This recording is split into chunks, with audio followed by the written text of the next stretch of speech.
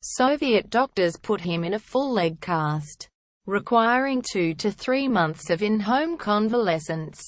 To help him cope with boredom, a friend brought him books of math puzzles. It was the moment that would change his life, as detailed by Dan Ackerman's new book The Tetris Effect.Pajitnov became addicted to the puzzles and eventually sought out other brain teasers.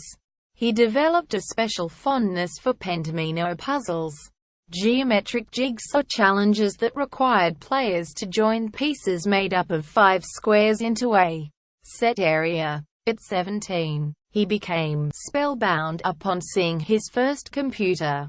After graduating from the prestigious Moscow Institute of Aviation, Pajitnov took a research job in the computing department of the Russian Academy of Sciences. Eventually, he was supplied an Electronica 60, a computer that was a decade out of date and incapable of displaying anything beyond the letters, numbers and symbols of his computer keyboard.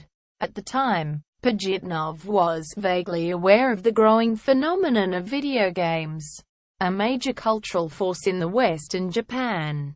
While Soviet censors tried to keep them out of citizens' hands, games like Pac-Man and Q*Bert slipped through. In the early 1980s, one of Pajitnov's programmer friends became obsessed with Pac-Man and tried to reverse engineer the game, reprogramming it from scratch and writing a new, nearly identical version just to figure out the programmatic thinking behind it. This inspired Pajitnov to try to recreate the experience of pentomino puzzles on his computer. Pajitnov produced the first version of the game in 6 days. He used 4 segment pieces instead of 5, calling the 7 different shapes they could form tetraminos. This version laid out the basic concept, but lacked sizzle. With the help of several others, he made modifications, limiting gameplay to just a narrow sliver in the center of the screen and making the bottom row disappear as it filled up.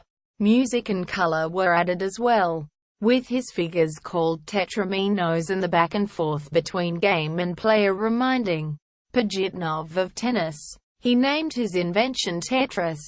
Pajitnov couldn't profit from Tetris, as the Russian Academy had signed him to a 10-year deal granting them ownership of the game. But the creator wanted the world to see his work.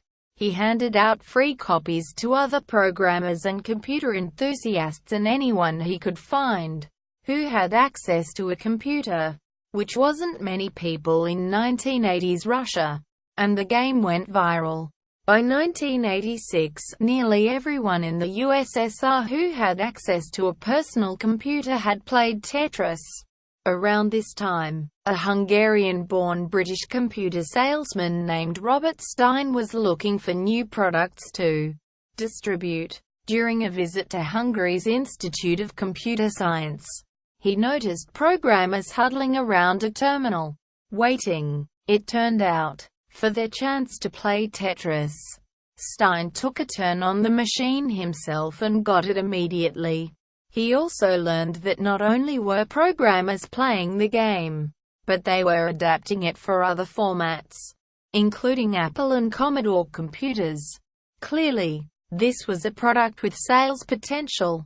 Stein contacted Pajitnov, offering a generous 75% sales royalty after expenses. Pajitnov's superiors, seeing the potential for a serious cash infusion into the Soviet Union, proceeded to take a greater role in the negotiations, edging Pajitnov toward the sidelines.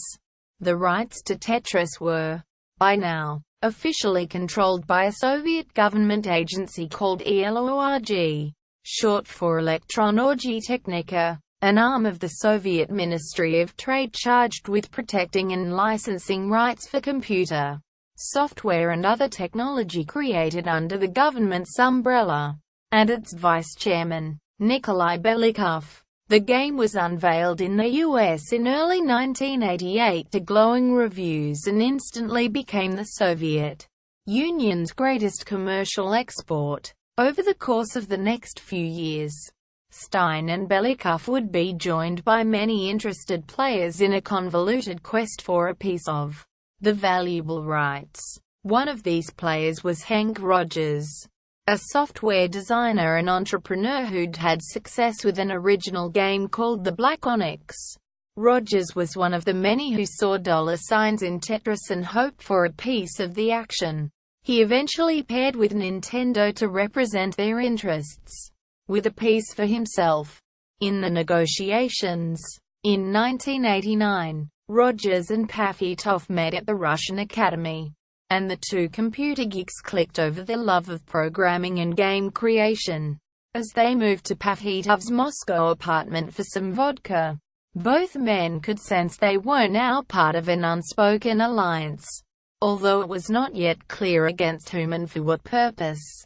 Ackerman writes, by 1995, the Soviet Union had dissolved, and Russia was open for business.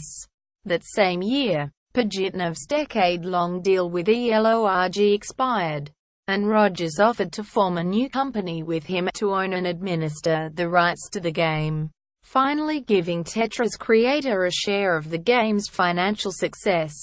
It was an offer Pajitnov couldn't refuse, and didn't regret. To date, Tetris has sold more than 170 million physical copies and 425 million mobile phone and tablet downloads, generating nearly $1 billion in sales.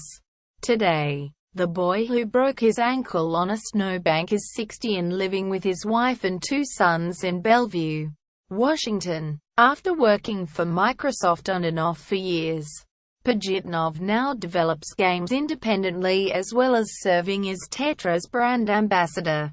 Although the book doesn't reveal what he is personally worth, it's clear that all his time spent toiling away in obscurity was worth it.